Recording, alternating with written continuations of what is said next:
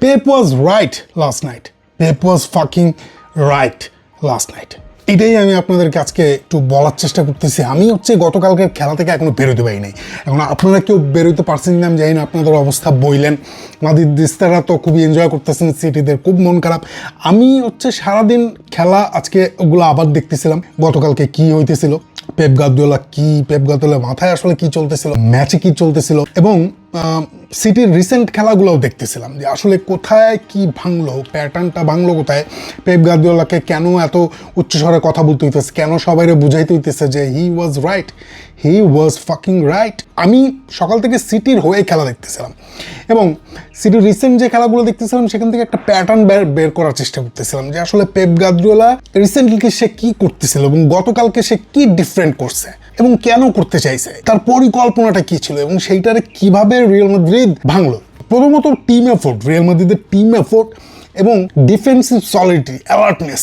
মানে কে বুঝছিল যে মেন্ডি কালকে এইরকম ফুটবলটা খেলবে, তাই না? মেন্ডি যে গতকালকে কত গুরুত্বপূর্ণ একটা রোল প্লে করছে, মেন্ডি যদি কালকে এটা না খেলতো, পেপ গার্দিওলার যে প্ল্যান, সেই প্ল্যান কাজে লেগে যেত। আমি বলতেছিলাম যে আগুনের সাথে আপনি আগুন হয়ে খেলতে হবে এবং কালকে এটা হয়েছে। এবং কে জানতো যে ফেদি ভালভার্দের মানে তার জীবনের সবচেয়ে সেরা ইন্টেলিজেন্স ফুটবলটা ফেদি ভালভার্দে কালকে খেলে ফেলছে। আশ্চর্যজনক ফুটবল, এটা চ্যাম্পিয়ন্স লিগের ইতিহাসে এইরকম হ্যাট্রিকের সাক্ষী হওয়া চারটিখানি কথা না, এগুলো কিছুই হওয়ার কথা ছিল না এবং সবগুলোই হয়েছে। মাদ্রিদ এটা করছে, মাদ্রিদ রেডি ছিল, আরবেলোয়া রেডি ছিল এবং এটা খুবই সারপ্রাইজিং। ইন্টারভিউতে আরবেলোয়া বারবার বলতেছিল, মানে বারবার না, একবারই বলছে, মানে দুইবার বলছে আর কি, বলছিল যে সিটি যদি কোনো কিছু চেঞ্জ না করে আমি খুবই সারপ্রাইজড হব। এই প্রশ্ন আবার সাংবাদিকরা পেপ গার্দিওলাকে জিজ্ঞেস করছে যে আরবেলোয়া তো এটা বলতেছে, আপনি কি চেঞ্জ করবেন, আপনি কি অনেক সারপ্রাইজেস আনবেন? পেপ গার্দিওলা উত্তরে এইভাবে উত্তর দিচ্ছে। Elizabeth here from the BBC. Arbeloa told us in his press conference earlier on that when it comes to playing against you and Manchester City, we can always expect a surprise. You always have a surprise up your sleeve. So is there anything that we can expect tomorrow night? A lot of surprises. Lots of surprises. Pep Guardiola তাই করছে ভাই, Pep Guardiola যা করতে চাইছে সেটা প্রায় হয়ে যেতেছিল, কিন্তু ওই যে মিরাকলটা যেটা ফেদি করছে, যেটা টিম এফোর্ট, যেটা বলতেছিলাম আরবেলোয়া রেডি ছিল, আরবেলোয়া যদি এটা বলে যে কিছু একটা সে চেঞ্জ করবে এবং এটাতে সে কনফিডেন্ট ছিল, এবং যেইভাবে প্রথম গোলটা হয়েছে ফেদি ভালভার্দের যেটা, এবং পরবর্তীতে আরবেলোয়া বলতেছিল যে আমরা ট্রেনিং এটা বারবার করছি, আমরা জানি তার হাই লাইন থাকবে সিটির এবং এটা পেছনে কীভাবে এক্সপ্লয়েট করতে হবে এটার জন্য কর্তোয়ারে দিয়ে এটা করাইতেছিল। এবং ফেদির ওইটা তো অস্বাভাবিক ফুটবল, ওইটা হয়েছে, মোমেন্টামটা রিয়াল মাদ্রিদ পাইছে। এরপর তারা যেটা পাইছে সেটা হচ্ছে এই পেপ গার্দিওলার যে প্ল্যান, সেই প্ল্যানের একটা ফুটো, এবং ওই ফুটো দিয়ে ঢুকেই রিয়াল মাদ্রিদ ফাল হয়ে বেরোছে ভাই। এখন পেপ গার্দিওলার সবাই বলতেছে যে মাদ্রিদকে সে ছোট করে দেখছে, এই জন্য মাদ্রিদ জিতে গেছে। না রে ভাই, নেভার। পেপ গার্দিওলা মানে ফুটবলের সবচেয়ে মানে কি বলবো, মানে গুরুত্বপূর্ণ মাইন্ডের একজন, তাই না? সে কখনোই অপোজিশনকে মানে সে আরো বেশি মানে বেশি বেশি দিয়ে ফেলাইছে, বেশি অ্যালার্ট হইতে চেয়েছিল। পেপ গার্দিওলার বাইরে চলে গেছিল, বাইরে চলে গিয়ে এমন একটা পদ্ধতিতে মারতে চাইতেছিল রিয়াল মাদ্রিদকে, যে রিয়াল মাদ্রিদের আসলে গন্ধ, যে আমি বলতেছিলাম যে রিয়াল মাদ্রিদের কি প্রবলেম সেটা তো পেপ জানে, তো এই রক্তের গন্ধটা পায়ে গেছিল পেপ চাইছিল প্রেশার দিয়ে রিয়াল মাদ্রিদরা আগে ভাগে খাইয়ে দিবে, যেটা মাদ্রিদ করছে সেটা পেপ করতে চাইছিল। স্লো পয়জনিং না, তার স্লো বিল্ড আপ দিয়ে না, প্রেশার দিয়ে সে পুরো স্কোয়াড চেঞ্জ করে ফেলাইছে। পেপ যে স্কোয়াডটা চেঞ্জ করছে এটি কি সবচেয়ে বড় ইস্যু নাকি আইডিয়াটা সবচেয়ে বড় ইস্যু? লাস্ট সে নিউক্যাসলের সাথে ম্যাচ খেলে আসছে, সেইখানে রিসেন্ট যে ম্যাচগুলা সেইখানে সে কি করছে, তাকে জিজ্ঞেস করছে যে আপনি এই স্ট্রাকচার চেঞ্জ করছেন কেন? নিউক্যাসলের সাথে ম্যাচে আপনি যেটা খেলছেন, বেস্ট ফুটবল খেলছেন, আপনি স্ট্রাকচার চেঞ্জ করছেন কেন? আপনি নিকো রেলের মিডফিল্ড থেকে আপনি রাইট ব্যাকে আনছেন কেন? আপনি উইঙ্গার ঢুকাইছেন কেন? যেখানে আপনার ফুল ব্যাক দিয়ে আপনি উইথ কাভার করেন, আপনি উইঙ্গার ঢুকাইছেন কেন? তাও আবার সিমিওনি সহ 3টা উইঙ্গার, হালান্ড, সিমিওনি 2টা স্ট্রাইকার, ওদিকে 2টা উইঙ্গার। কেন ভাই? পেপ যে প্রেশার দিয়ে মারবে, স্লো পয়জনে যাবে না, পেপ যে তার আইডিয়াতে পরিষ্কার ছিল, এইটাই কারণ। পেপ চাইছে, সে তারা জিজ্ঞেস করছে, সে সরাসরি উত্তর দিচ্ছে যে ভাই আমি উইথ নেওয়ার জন্য উইঙ্গার নিছি এবং আরও দুজনরা রাখছি, হালান্ড, সিমিওনি, যেন হচ্ছে মাদ্রিদের যে ডিফেন্স লাইন সেটা স্ট্রেচ হবে এবং যে পকেটটা হবে সেই পকেটে দুজন সেন্টার ব্যাক, তো 2জন সেন্টার ব্যাক মাদ্রিদকে ব্যস্ত রাখবে দুইজন হালান্ড এবং সিমিওনি, মানে দুইজন সেন্টার ব্যাকই পেছনে থাকতে বাধ্য, তারা বেরোতে পারবে না, কারণ ওখানে দুইজন আছে, খালি হালান্ড না সিমিওনও আছে। ওই পকেট দিয়ে ডি বক্সের ভেতরে ঢুকবে, ডকুর অ্যাটাক, সাবিনোর অ্যাটাক, যদিও সাবিনোর দিয়ে কাজ করাইতে পারে না, কিন্তু ডকু দিয়ে সেই কাজ করাই ফেলতেছিল। এইটা নর্মালি পেপ করে না, সেটাই পেপ করতে চাইতেছিল যে আগে ভাগে মাদ্রিদদের খায়া দাও। মাদ্রিদের ডিফেন্সিভ যে ইউনিটটা, এটা যে ডিসঅর্গানাইজ আমরা যেটা বলতেছিলাম, সে এইটারে অ্যাবনর্মাল করে দিতে চাইতেছিল প্রেশার দিয়ে,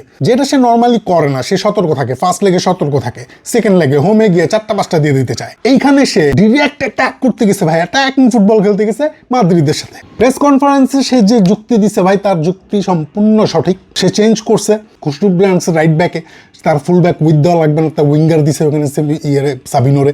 কেন রাইট ব্যাকে আনছে? সে বলছে যে ভাই ওখানে ভিনি আছে, ভিনির আটকাইতে হলে আমার খুশরু রাখছে, মানে পারফেক্ট। কিন্তু এই সমগ্র সিস্টেমটা কোথায় ফল করছে? প্রথমত ফল করছে ওই ফেদি ভালভার্দের গোলে।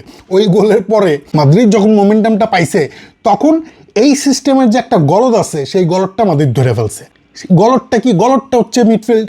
এই সিস্টেমটারে যদি আপনি চালাইতে চান, তাহলে যেটা করতে হয়েছে পেপরে, যে নিকো রেলিরে মিডফিল্ড থেকে লেফট ব্যাকে নিয়ে আসতে হয়েছে। রিসেন্ট সময় সে কি খেলতেছিল? রিসেন্ট সময় সে খেলতেছিল মানে কি 4-2-2-2, মিডফিল্ড একটা বক্স মিডফিল্ড। মাঝে মাঝে সেটা ডায়মন্ডের মতো কাজ করছে। উপরে যদি বার্নার্ডো সিলভা সিমিওনি থাকে, তাহলে নিচে নিকো ছিল এবং রড্রি ছিল, একটা শিল্ড ছিল, একটা বক্স ছিল। এইটারা ভাঙতে হয়েছে, নিকোরে নিয়ে আসতেছে ভিতরে, কারণ এখন তার উইথ দিতেছে ওখানে উইঙ্গার। এটা করলো কি, মিডফিল্ড থেকে একজনের কমায় ফেলাইলো, রাইট?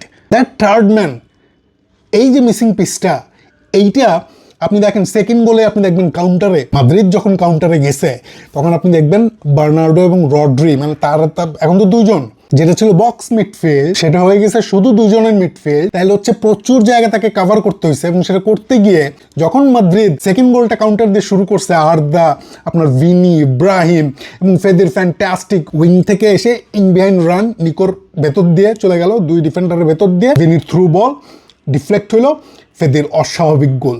ওটা কেন হইলো? কারণ ওই যে মিডফিল্ডে একজন থার্ডম্যান আরেকটা মিডফিল্ডার ছিল না, এই জন্য মাদ্রিদ খুব সহজেই মাঝখান দিয়ে ঢুকে যেতে পারছে ভাই। এবং 3 নম্বর গোলে ফেদির যে রানটা আপনি দেখবেন, ফেদির রানটা একদম আনমার্ক, প্রত্যেকটা গোলই ডিফেন্সিভ এরর ছিল। ফেদির ইন্টেলিজেন্স গতকালকে ছিল মানে আল্ট্রা লেভেলের আর কি, টপ নচ, দুনিয়ার বাইরে। এখন কেন এইটা পেপ ভাবতেছিল, কেন এটা মানে মিডফিল্ডার সরায় এই রিস্কটাকে সে কেন নিছে? সে ভাবছে হয়তো বেলিংহাম নাই, এমবাপ্পে নাই, ট্রানজিশনে মাদ্রিদ স্লো হয়ে যাবে। স্লো হওয়ারই কথা, আর they are not that much fast. Press কনফারেন্সে পেপ গার্দিওলা বলতেছিল যে মাদ্রিদ ফার্স্ট হাফে যে 3বার বক্সে গেছে 3বারই গোল হয়ে গেছে। আমরা বহুবার গেছি, কিন্তু আমরা সেটা করতে হয়নি, ফিনিশ করতে হয়নি। হি ওয়াজ কারেক্ট। সিটি যদি সেইগুলো করতে পারতো, যেভাবে তারা অ্যাটাক করতেছিল with so many players in the box, তাহলে মাদ্রিদের মোমেন্টাম গেইন করতে ঝামেলা হয়ে যেত। মাদ্রিদ ওয়েট করতেছিল এই মোমেন্টামটা নেওয়ার, এবং ফেদি ভালভার্দে এখানে আবারও, এবং যেই কারণে সিটি ওইটা পারে নাই, সেইটা হচ্ছে মেন্ডি, সেইটা হচ্ছে রুডিগার। বেস্ট পারফরমেন্স তারা দিছে। Pep Guardiola was fucking right, Pep Guardiola was right, মানে জিনিয়াস মাইন্ড। তো মাদ্রিদের ডিফেন্সিভ যে মানে ভালনারেবিলিটি, সেটা সে এক্সপ্লয়েট করতে চাইছে, ধ্বংস করে দিতে চাইছে মাদ্রিদরে, সেটা উল্টো হয়ে গেছে, কারণ মাদ্রিদ ডিফেন্সিভ সলিডিটি দেখাই দিছে। কে ভাবছে মানে মেন্ডি হৃদয় দিয়ে ফুটবলটা খেলবে? মাঝে মাঝে মানে এইটাই তো হয়, ট্যাকটিক্স কখন ভেঙে যায়, যখন মেন্ডির মতো ফুটবল আপনি খেলে ফেলেন, যখন ফেদির মতো ফুটবল আপনি খেলে ফেলেন, যখন ভিনির মতো ফুটবল, মানে বুঝতেছেন তো? তো পেপ গার্দিওলার এই জিনিয়াস মাইন্ডে সে যে ওভার থিঙ্ক করে, এটা তো প্রচলিত আছেই, কিন্তু মানে সে মানে মাঝে মাঝে ওটা কাজেও লেগে যায় ভাই। মেসির ফলস 9 কাজে লেগে গেছে আমাদের সাথেই। তো আবার ধরেন সে যখন বায়ার্ন মিউনিখে ছিল, এই রিয়াল মাদ্রিদের সাথেই এইরকম প্রেশার দিতে গিয়েই সে মানে ধরা গেল ক্রিস্টিয়ানোর কাছে। আবার চেলসির সাথে একবার করে দিল, ডিফেন্সিভ মিডফিল্ডার নাই।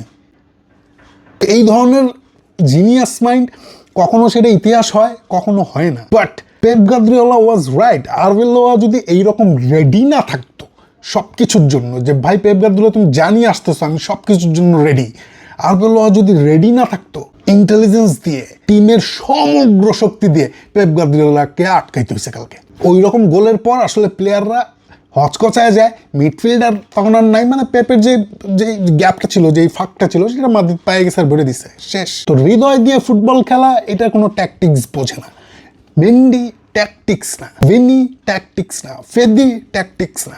আর এইটাই রিয়াল মাদ্রিদ, সহজ এবং সুন্দর, এবং উইয়ার্ড এবং কেওয়াজ। এইটা মাদ্রিদ পারে বলেই মাদ্রিদ পৃথিবীর সবচেয়ে উইয়ার্ড একটা ফুটবল ক্লাব, সবচেয়ে সাকসেসফুল, সবচেয়ে বড়, সবচেয়ে সেরা একটা ফুটবল ক্লাব।